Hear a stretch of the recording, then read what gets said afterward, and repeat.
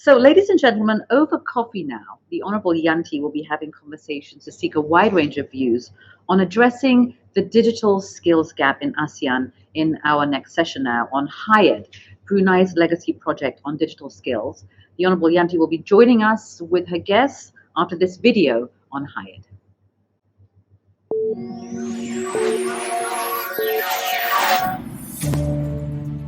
The Fourth Industrial Revolution has ushered in an era of sophisticated technology, innovation, and ideation meant truly revolutionize the future.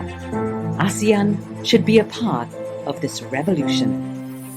According to the World Bank, a child born in ASEAN today will only achieve 59% of their full potential productivity, partly due to the lack of relevant skills that they fail to receive.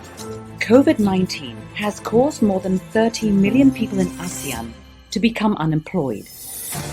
The pandemic has accelerated the need to be digitally literate and resilient, as the future of work requires specific skill sets, aligned with the digital transformation the world is seeing now. We need to address the skill gaps in the ASEAN region and encourage the available workforce to embrace digitalization. H.I.R.E.D, an ASEAN-backed Brunei's legacy project, understands the importance of investing in reskilling and upskilling the workforce to adapt to a modern, technology-driven world. H.I.R.E.D aims to provide online training and mentorship to the young, unemployed, and current workforce of ASEAN by harnessing existing initiatives and partnerships to support access to digital skills, collaborating with employers and organizations on training and mentorship to enhance employability and strengthen ASEAN workforce. The key to a stronger human capital in ASEAN is by staying relevant and providing opportunities to mentor and train the people to achieve their fullest potential. H.I.R.E.D provides ASEAN workforce with quality work opportunities accessed remotely, promoting doing business across ASEAN and beyond. This legacy project is critical to ASEAN's sustainable future. Thus, we shall rope the strength of our businesses, knowledge partners, key industry champions, trainers, employers, and institutions as ASEAN One Community. And we are indeed the ASEAN legacy. So join us. Together, we can collectively recover stronger and build a resilient workforce for a sustainable ASEAN digital future. Sama-sama. Welcome, everyone, and a very good afternoon. I'm elated to be hosting this coffee and conversation on H.I.R.E.D that looks at skills development in the digital era, a topic that I am incredibly passionate about. Now, before we bring in our guests, let me just share a bit about H.I.R.E.D.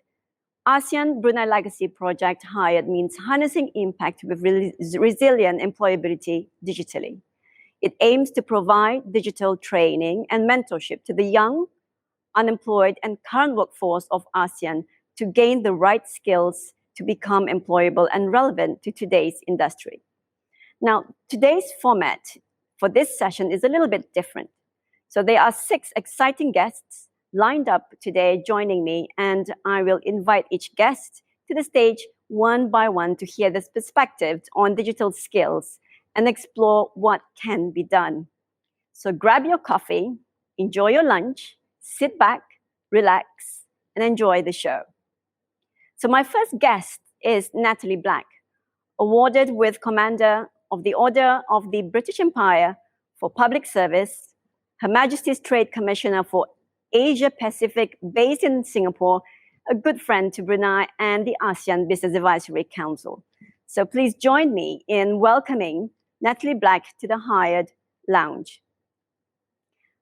Hi, Natalie. Hi. Welcome virtually to Brunei. So thank you for joining me, and our sincere thanks to the UK government for the strong support of the H.I.R.E.D Legacy Project and for the excellent workshop that Jonathan Ledger recently delivered last week on data analytics. So could you tell us more about how the UK is supporting the H.I.R.E.D program. Natalie.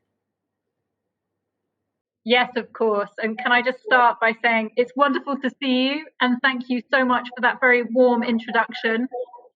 Good afternoon from a rather rainy Singapore, I'm afraid. You might hear some thunder and lightning in the background in a little bit. But it really is a pleasure and a privilege to share a platform with not just yourself, but all the panelists. And congratulations to you and the rest of the ASEAN Business Advisory Council for making this year's ABIS such a success, given all of the challenges. As ASEAN's first new dialogue partner in 25 years, the UK is committed to investing in this partnership at every level. This includes the Prime Minister, who will be addressing ABIS for the first time this afternoon. And I hope that you've spotted that we have many UK speakers involved this year, which is a testament to our friendship with the ASEAN Business Advisory Council. And on a personal note, I also want to take a moment to recognise our friends in Brunei Darussalam who helped us become a dialogue partner. And in my role as the UK Senior Economic Official to ASEAN, I wanted to particularly thank Alan Gepke and the team in the Philippines, who are our country coordinator for the economic pillar. UK and ASEAN ingenuity have built an economic partnership of extraordinary breadth and depth. The UK is a top 10 investor in ASEAN, and we are committed to supporting the very best of UK innovation in ASEAN. Many of the UK's 100 plus tech unicorns are already in the region. Cybersecurity firm Darkfleet and fintech Revolut. Dialogue partner status brings a platform for enhanced collaboration between the UK and ASEAN, its communities and member states. And this includes our two-way trade standing at over £40 billion pre-pandemic and underpinning prosperity and job creation, particularly in the case of micro, small and medium-sized enterprises that form the backbone of our economies. To this end, September marks the inaugural ASEAN Economic Ministers UK consultation. UK and ASEAN economic ministers and representatives explored how best to deliver an inclusive, resilient and sustainable recovery from COVID-19. This includes maximising tech adoption through the recently launched ASEAN-UK Digital Innovation Partnership powered by the Digital Network. Dialogue partner status means greater cooperation on clean growth, a particular focus of Brunei as ASEAN chair, but also of the UK as president of COP26. The UK looks forward to welcoming the world to Glasgow next week. We are at the crunch point, and the appalling effects of climate change continue to be felt in ASEAN. It is critical that public and private sectors work together to limit the rise in temperature to 1.5 degrees. In the spirit of supporting ASEAN and unleash its potential as an economic powerhouse, the UK is working closely with ASEAN Black on H.I.R.E.D, 2021 legacy project. Our collaboration hinges around UN Sustainable Development Goals, ensuring ASEAN's workforce has the right skills to deliver sustainable growth. UK seed funding, alongside technical and vocational skills expertise, is supporting workshops designed to understand ASEAN's data analysis skills gap. Across Southeast Asia, data analysts are in high demand and short supply. Closing the skills gap is central to ensuring that pipeline of top talent satisfies demand. It gives me great pleasure to announce a pilot apprenticeship program, Data Analysts. The pilot will focus on Brunei as this year's ASEAN chair, and it will develop new partnerships between UK and Brunei businesses and training institutes. It will also make use of digital tools, ensuring those in hard-to-reach areas can benefit. Over the coming months, up to 15 non-graduate students will receive training, enabling them to secure quality employment in the field of data analysis. In doing so, employers will be able to meet their data analysis needs. And once the pilot has been completed, ASEAN Back expects to expand H.I.R.E.D across ASEAN. I look forward to following the progress of our apprentices. By working together, the UK and ASEAN Back are driving inclusive, resilient and sustainable growth in ASEAN through skills adoption. Against the backdrop of the pandemic, and to coin a phrase, this is about ensuring we recover stronger together. Sama-sama. Thank you very much for your time. Thank you, Natalie. We just had our first workshop last week, and that's really having with the employers. It was really a huge success. We've got more than 20 companies participating, but it's important to really understand coming from the employers itself. And just a very quick one with ASEAN's newest dialogue partner. What is UK doing beyond H.I.R.E.D, which is focusing on strengthening education and skill ties with the ASEAN? Just a very quick 30 seconds just to wrap this up. I'll keep this very short, and thank you very much for the great feedback on the workshop. I know everyone involved in our end really enjoyed it and was so committed to this project. But looking forward, it's about expanding the breadth and depth of the whole education partnership with ASEAN.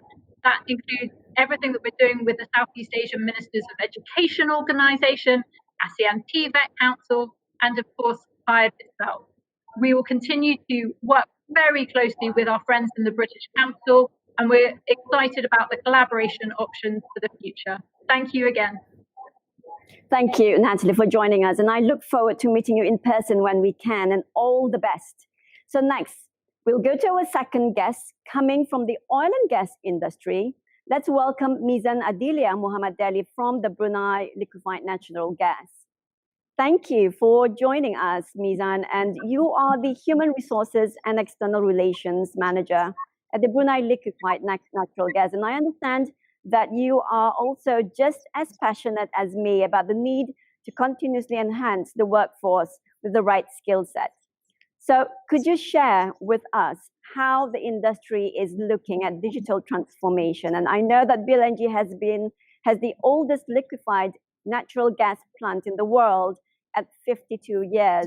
And the success and longevity of the plant is really down to the people that make this happen.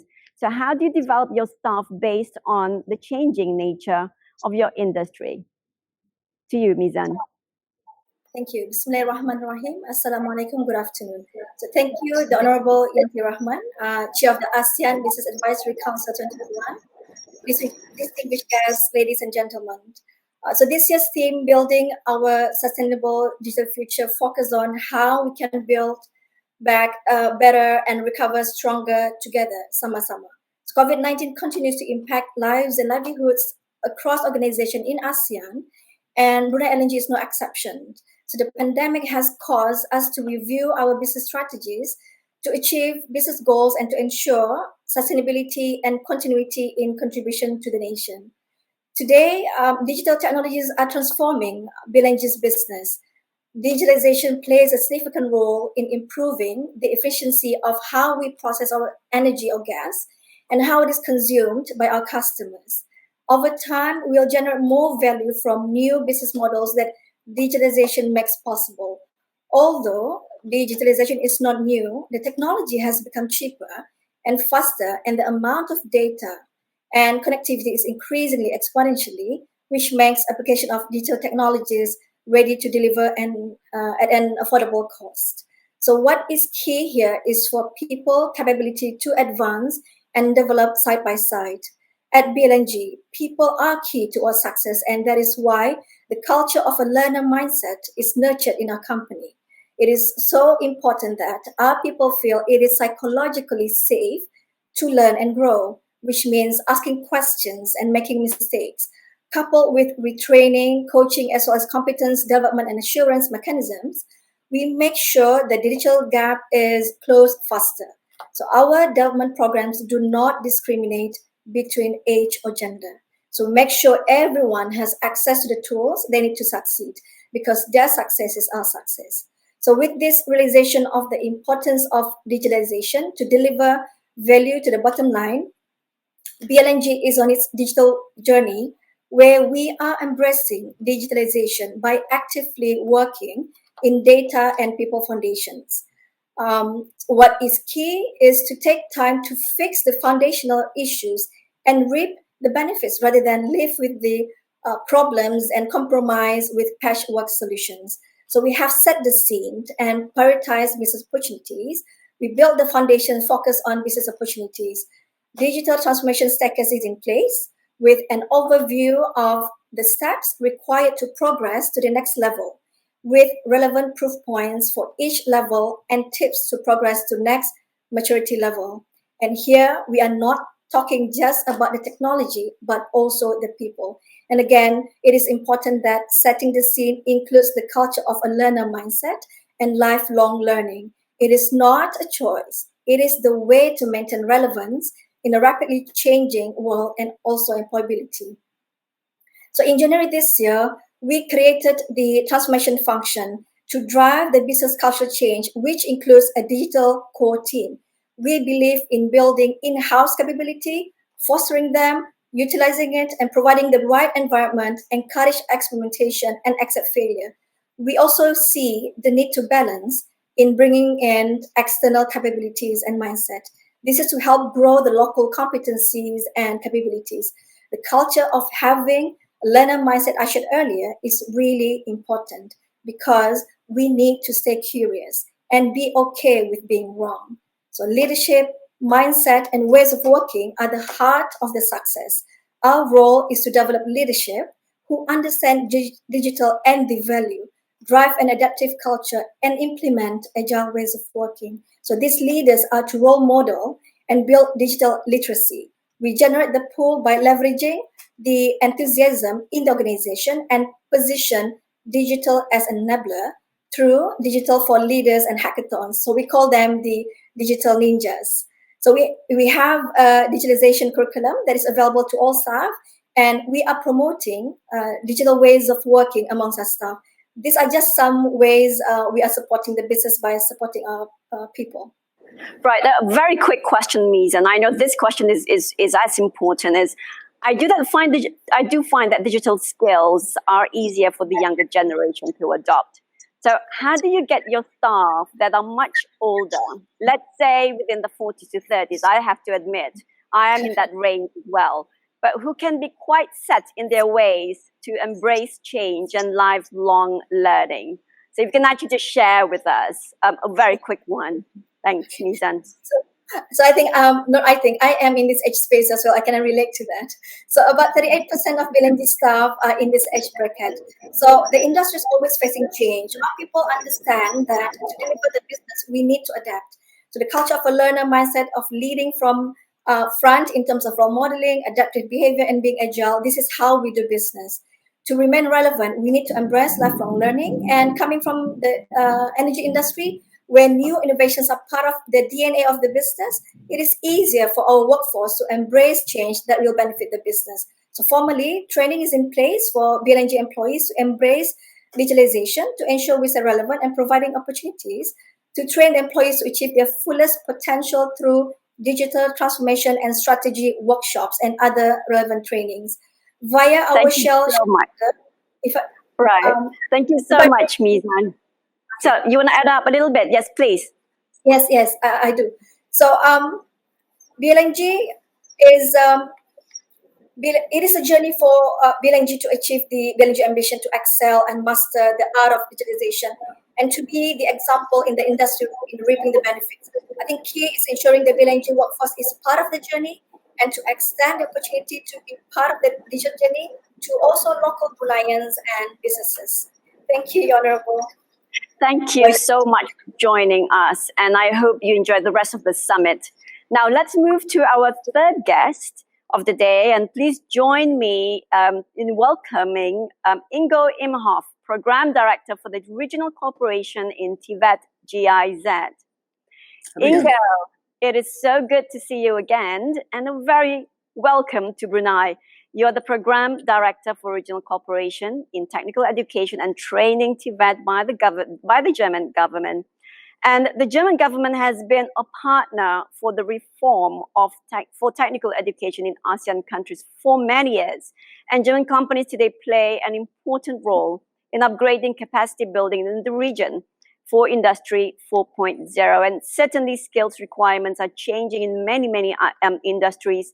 Tasks are being more complex. Workers are expected to adjust for innovations. And at the same time, the COVID-19 pandemic has accentuated the skills shortage in many countries. Now, if you can actually share with us your recommendations to promote resilient employment and help companies improve their access to skilled workforce. Ingo. Yes, Yanti, thank you very much for the question and the opportunity. The RECO-TIVET program, as you've mentioned, is one in a long tradition of support for technical education. As a development partner of ASEAN, Germany has more than 50 years of cooperative experience in technical education with the ASEAN countries. And the current work we do with the RECO-TIVET program is very much focused on promoting capacities to help the education systems cope with digitalization and to provide well-qualified graduates with the necessary skill sets also for the companies in ASEAN. We do this in the form of promoting teacher training with skills upgrades for Industry 4.0. We also work with business membership organizations on providing services to companies to help them in their skills training efforts. And we have been a partner from the beginning of the ASEAN in setting up fora for collaboration, such as the ASEAN TIVET Council. Companies, I think, are crucial in terms of building skills. It's a task to get education systems up to the requirements of digitalization that can only be achieved if companies take a proactive stance. And of course, they do that to provide themselves, first of all, with skills that are adequate to the work process and the innovations they want to introduce. Now, what are the means available to do that? From our experience in Germany and from working with public and private institutions in the region, we can say, of course, if you want to introduce a digital work process, what you can do is hire an international or national training service provider, or if you have a link to a multinational company, send someone over from headquarters to provide the upgrading. But SMEs in the region, they do not have that opportunity. So how can they gain access to highly skilled or better skilled staff? And how can they skill staff up to the level that they require? Well, one longer-term solution is, of course, to strengthen in-company training capacity. And we see great initiatives of the ASEAN business community on this, with companies going all the way to founding their own schools and universities. But one can start also small and just upgrade very skilled technicians with the necessary didactic skills. We've been working with ASEAN and our partners from business membership organizations on establishing an ASEAN in-company trainer standard, which has already been integrated into national training regulations in countries such as the Philippines and Thailand, and which helps to professionalize in-company training so that you can actually have people in your company who understand your work processes to take a responsible effort in upskilling your staff. Another long-term effort that we believe is not utilized enough, but maybe under the changing circumstances and the acute necessity of the COVID crisis will become more attractive to more companies, is to actually partner with education institutions in the direct environment of your company. We have been a partner of the ABAC since 2019 in organizing the ASEAN Business Award on skills development. And last year, one of the winners, Ang Pham Holding from Vietnam, actually did that. They were an upcoming company that was in dire need of more skilled labor. And what they did was to partner very intensely with the college to say, how can you adjust the curricula? How can we help you understand the modern processes, and how can we together form highly qualified staff that can also deal with more digitalized equipment? We believe from the perspective of RECO-TIVET that the chance to have these alliances is actually increasing. And we see that even in Brunei with the bridging initiative. We see that in Malaysia with the National TIVET Council. Governments and enterprises tend to be more ready to invest in digital, but also take a more proactive approach in cooperation. So it is really encouraging to see this great work that has been underway in ASEAN, and this includes the H.I.R.E.D Legacy Project. You have supported us right from the very start, Ingo, and our sincere thanks to the German Federal Ministry of Economic Cooperation and Development, BMZ, which is the main commissioning party of GIZ, for the support on the H.I.R.E.D initiative. And we are very grateful. We would have not come this far without the support. So Inga, what role do you think can H.I.R.E.D play in context of resilient employment and skilled workforce, even under difficult conditions during the COVID crisis? We believe and we hope, and this also will benefit, of course, from the leadership of the ASEAN BAC and yourself, that we will be able to encourage increasingly in the H.I.R.E.D project companies to compare their skills development strategies and make really good examples of modernization, incorporation of all available resources and institutions visible, and share across borders as well. So that we are really an ASEAN community of public-private learning and of cross-border learning, and that we support digitalization not in the abstract, not with a training that follows an abstractly defined need for digital skills, but actually reflects the needs of companies in the region and the digital level that they have reached in their production processes. Right, thank you so much, and we hope that you enjoy the rest of the summit, and I look forward to see you again soon, Ingo. So such an exciting program. Thank you so much. Right, so our next guest is a very good friend of ASEAN Business Advisory Council and well known in the skills development and TVET landscape of ASEAN. So let's welcome Dr. Palani, Chair of the ASEAN Future Workforce Council. So Dato, TVET, welcome to the H.I.R.E.D Lounge. Sorry, Dato, yes. So TVET is being recognized as one of the most important elements in narrowing the skill gaps. And we were both involved in the regional working group of TVET champions from business and industry that came up with the future ASEAN agenda for TVET that contains the 45 recommendations. So what do you think ASEAN needs to do both from the public and also private sector to develop digital skills in ASEAN, Dato? Right. First of all, before that, I wish to take this opportunity to congratulate you, YB, for this excellent, spot-on idea of the H.I.R.E.D, the Brunei Legacy Project. I think this is something what the region critically requires, and I think the timing of it is really spot-on. Right, and AFWC is very glad to be together with you in taking this project forward. Right, so I think it's a very, very wonderful initiative at the right time. Let me just, I think, I wish to touch this context, one from the macro perspective of ASEAN, and then we could also see from the enterprise point of view. Right, I think as we know, our ASEAN region is one of the area where which has experienced a growth rate, one of the highest growth rate, with investment in skills playing significant role in helping the national economics to adjust to the changes in working practice, advances in technology, and challenges associated with the globalization.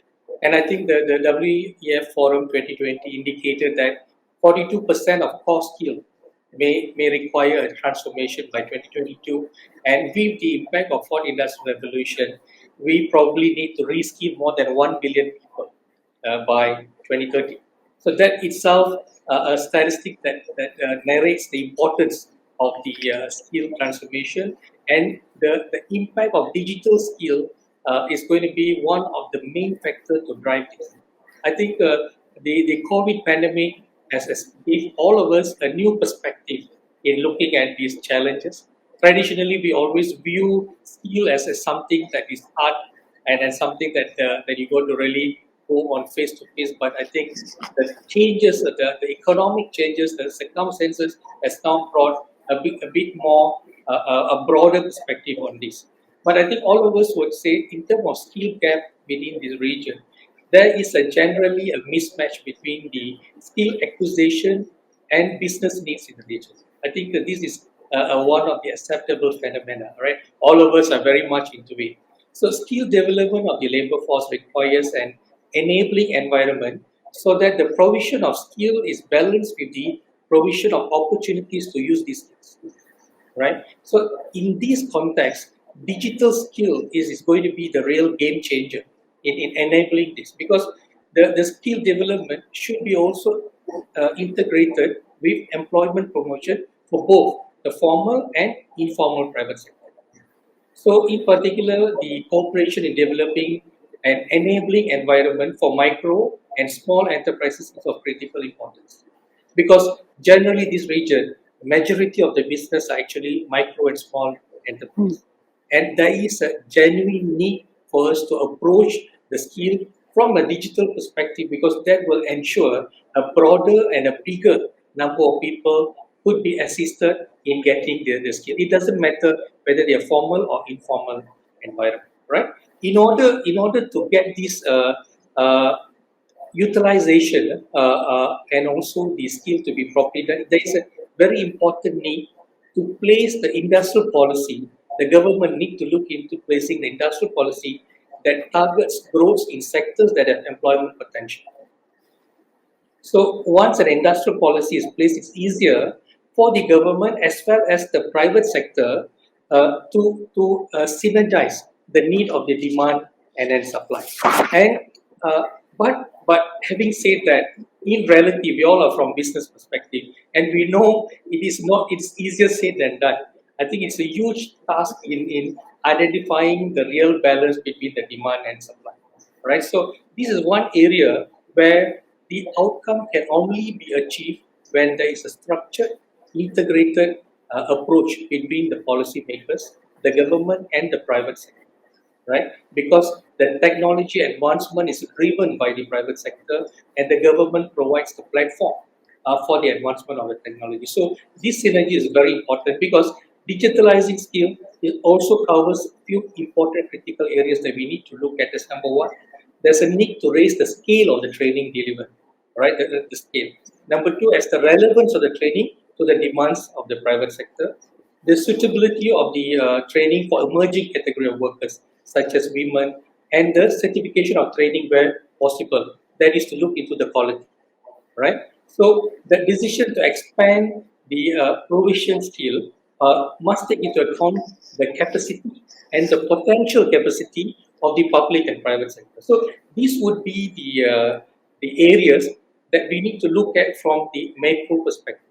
And as what you have said, YBNT, you are part of the team, that the founding members which form the ASEAN Future Workforce Council. And I must think, together with the strong support of the ASEAN Secretariat, as well as Rico Tibet, Ingo and his team has been fundamental.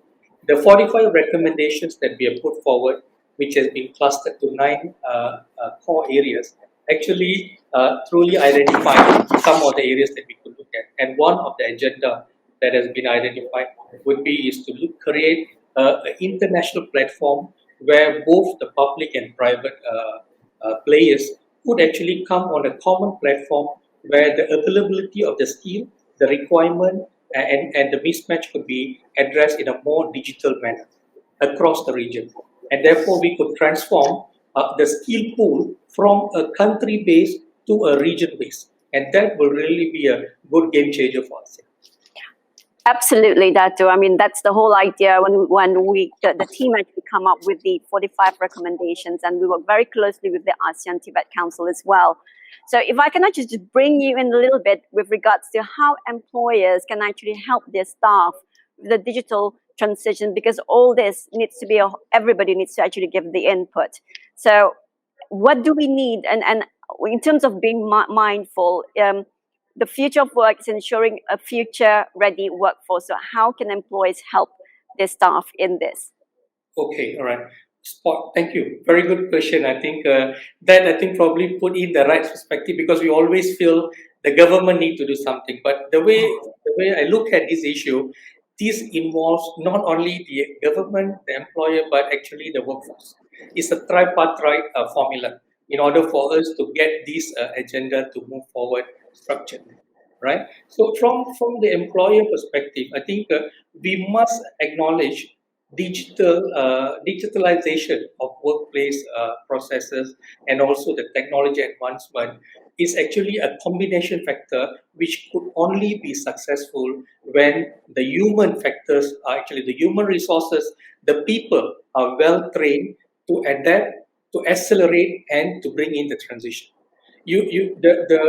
The innovation and the desired productivity, it is very much human driven, right? So it is very important, as much as the enterprise is embarking on a transition to a new technology, it also need to allocate the same amount of resources, time, and also opportunity for the workforce to get themselves to be reskilled and upskilled to the changes that is required, right? So in that sense, the investment, it is not only about investing in the machines, equipments, and the technology, but actually coming out with a clear rollout plan in order to get the workforce to be properly, adequately reskilled or even upskilled, right, in that context. So what is important for the employers is not to look at the senior staffs of the organization as redundant, but to look at how the processes can be further innovated, reinvented, so that the actual wisdom of the skill could be continuously used. And that is one thing that we need to give very important, because there is also a tendency, or there's a belief among the workforce, technology advancement is going to create redundancy. But that is not true. As much, I think the statistics shows, as the number, it's going to be like threefold. As much as the number of loss of employment, the replacement of new opportunities is going to be 3 times compared to what that is lost. So in that context, the employers need to put this rollout plan in tandem with the rollout plan of investment that you're going to look at. And another important point that we got to look at probably is need that to actually wrap it up, Dato. Yes, just a very quick one. Thank you. Context is that there is also an important requirement of change of mindset in the workforce within the region. I think the change, it is not only, a change will not happen if it only is driven by the government or it is by the entity, the business. But when the workforce realize the obligation to change is actually a fundamental workforce right.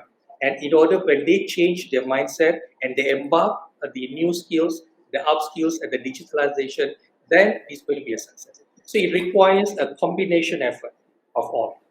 Right. Thank you so much, Dato. And then take care and stay safe. We'll get in touch soon.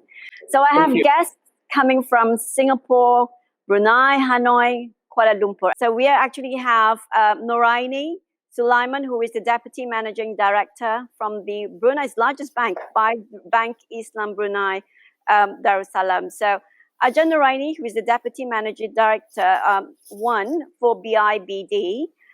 So welcome, Noraini, to the H.I.R.E.D Lounge. So coming from the financial services, what is BIBD's role in terms of contributing to our society in the preparedness for digitalization?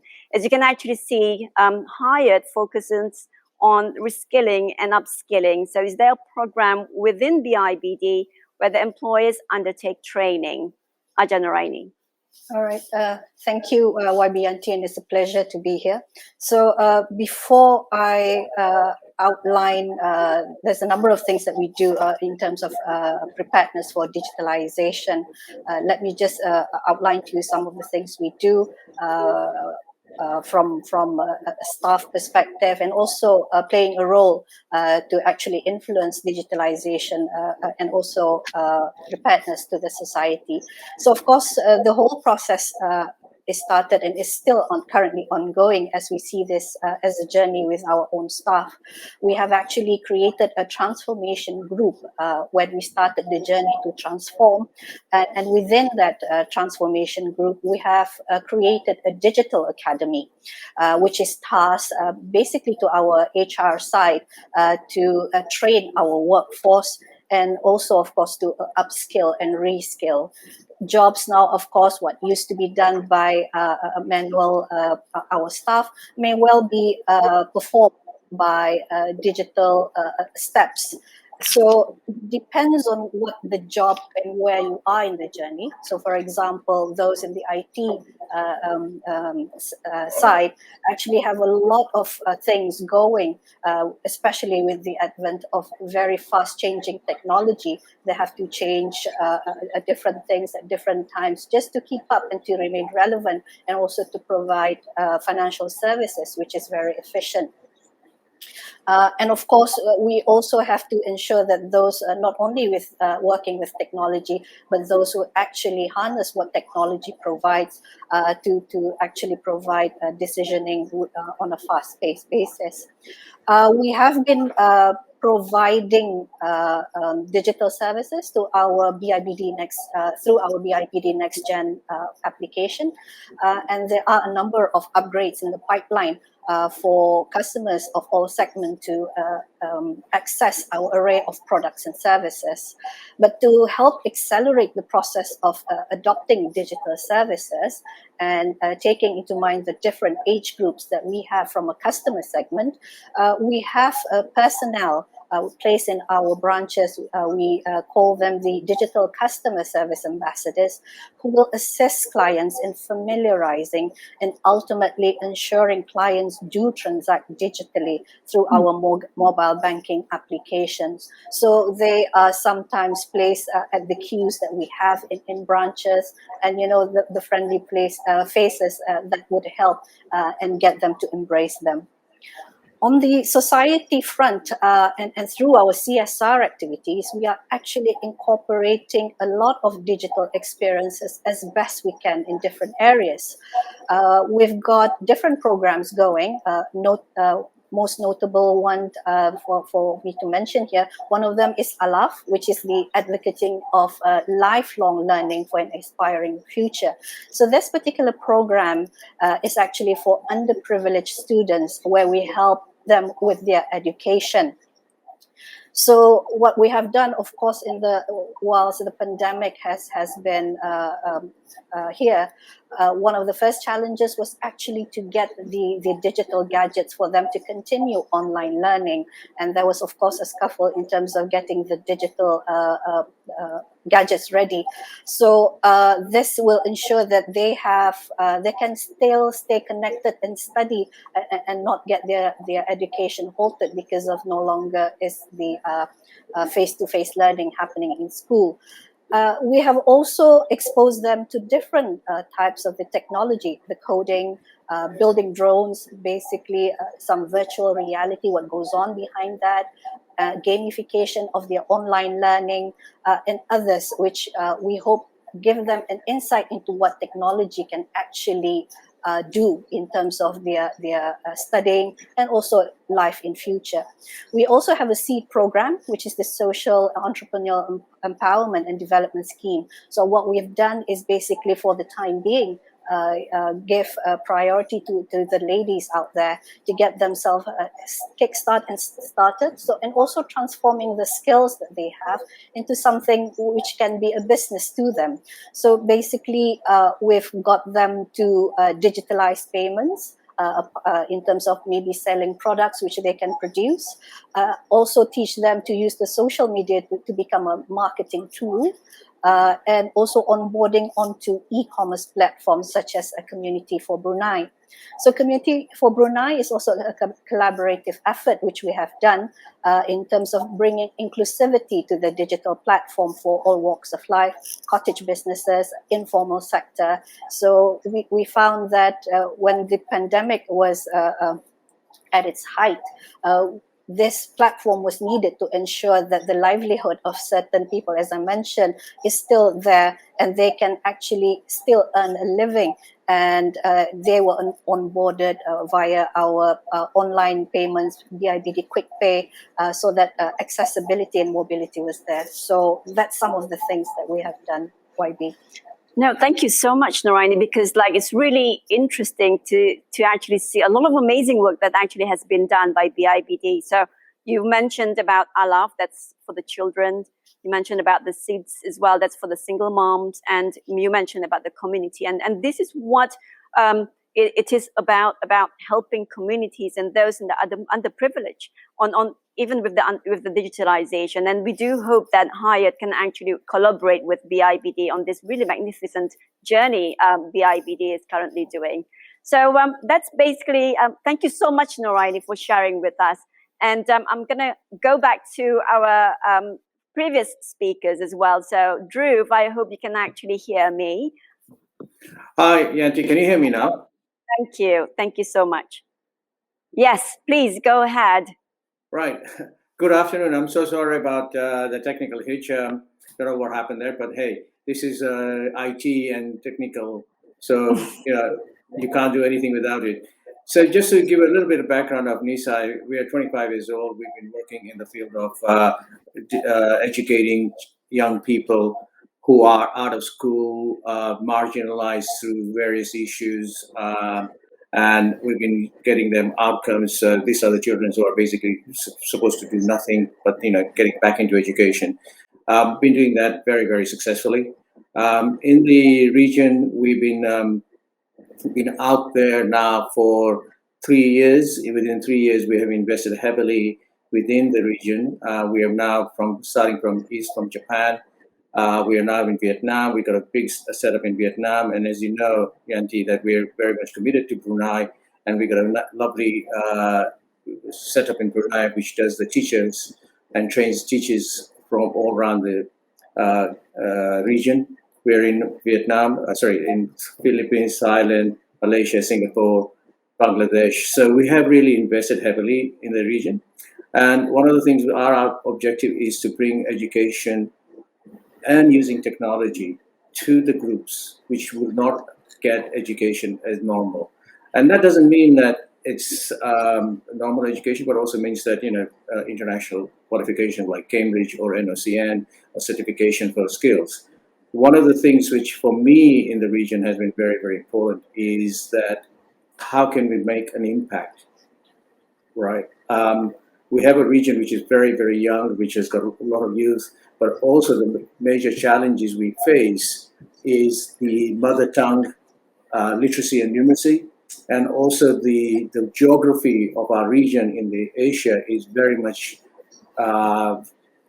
from islands to forests to urban and very rural areas, and how do you make sure that we get that in place, right? So that is something which we've been working on. And I feel that what we should look at is not just how we can use technology to enable the learners or enable the people in the rural areas or marginalized groups to make sure that they can get into the digital economy. We can talk about digital economy till the cows come home. We need to look at how we can bring the people on the ground roots to up that. If you look at the region, a large percentage of our population is in rural areas.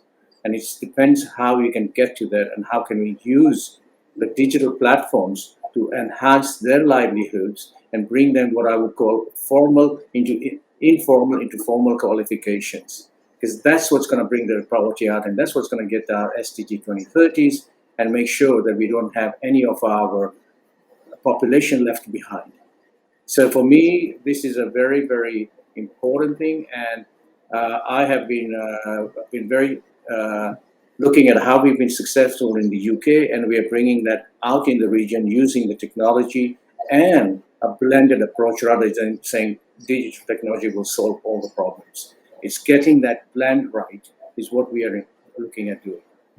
I hope that makes sense. Yeah, absolutely. I totally agree with regards to the marginalized communities and looking at those, especially underprivileged kids, how we can actually help them and motivate them. Because no matter what we try to do, digitalization, it can actually go beyond that. And I absolutely agree with you with regards to going to the grassroots, Dhruv. And I know that it is also important that we have a good trainer. So, Dhruv, what can be done to develop the skills of the trainers and teachers to help them develop the skills of others? So one of the things which we have recently set up is our NISA Academy of Teacher Training, which is set out from our operations in New Zealand. And the objective is to bring teachers who are and bring them up to the 21st century level of teaching, both in making sure they understand and how they do it. So we have that side of it. We have a train the trainer side as well. And what we've been very successful in Brunei is when we took on our new graduates and trained them to be teachers of British international qualifications and getting to them. I think it's possible to do it. I think the objective is to how and what and where, and it's the will which we need. Because every time I come to the region, people say to me, but we don't have internet connectivity in those poor areas. And I'm saying, well, the days are gone when you have to drill down the hole to take the cables up. We can have transmitters. Why can't we get the telcos partnering us? Why can't we work with everybody together to get to the communities? Because the communities also have a very, very good skills, right? Which we should take that on board and use that to drive the communities forward. So it's about training them as well and making sure we use the whole ecosystem to get what the people skills up. It's just not us sitting in universities or colleges to drive that. It's also the people in the local areas. I think for me, what was quite opened my ears and eyes to something which I went to in Brunei, to one of the fishing villages, and and the amount of tacit knowledge they have, but they're not formalized. But because of that, they can't move forward out. So, that knowledge could be used for storytelling, tourism, hospitality. So that's another areas where you can get a lot of employment in, So it's how do we get and harness that? So the trainer training is going to be very important, right? Getting the right qualification, but also having micro qualification and digital qualifications, like our NISA digital badges are there specifically where we can identify what their tacit knowledge is and skill sets are, without getting to think them to pass them exams. But that's how we are working towards that. And I think and technology will enable us to do that. It's how we use it. Right. Thank you so much again, Drew, for joining us in your early morning. And I hope the coffee and conversation has been a great start to your day. I look forward in our next meeting on the H.I.R.E.D and enjoy the rest of the summit. So guys, this is the end of our conversation, and I had the greatest time chatting with all of you, and I hope you did too. So this wraps up this coffee and conversation in this H.I.R.E.D lounge, and we look forward to developing our H.I.R.E.D legacy project further in helping the development of digital skills across Southeast Asia and beyond. And on that note, I would like to thank all my guests and everyone for joining me in the coffee and conversation in the H.I.R.E.D lounge. It's been an absolutely fascinating conversation. I hope you enjoy the rest of the summit. Jenny, back to you. Ladies and gentlemen, we have got a very rich program ahead of us still for the remainder of our ASEAN Summit, coming to you live from Brunei Darussalam. Still to come, we have addresses from 4 more leaders. We'll be hearing from the Prime Minister of Malaysia. We'll be hearing from the Prime Minister of the United Kingdom, the Deputy Prime Minister of the Socialist Republic of Vietnam, and the Prime Minister of Cambodia, as well as having some discussions on digital ASEAN and sustainable ASEAN. But now, let's take a quick, short networking break, sticking to the program. Those are my instructions. So 2:30, in about 70 minutes time, we shall return for our next leader address and our discussion on digital ASEAN. We'll see you at 2:30 Brunei time. Thank you.